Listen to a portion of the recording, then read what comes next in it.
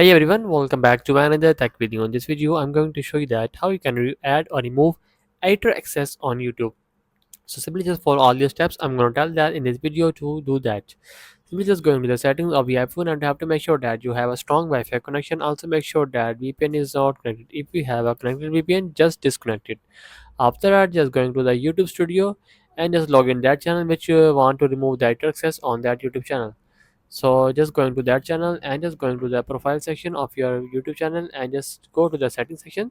Just tap on settings and you see that there is an option of permissions. Just tap on that, and here you see that the one person have a manager access and the other person in your case have editor access. So simply just tap on that and see the option of editor. Just tap on editor access and just remove it. So in your case you just have to select the editor section and just remove that person. So that the way you just remove editor access on YouTube from anyone. So that's the video. Make sure you like our video and subscribe our channel for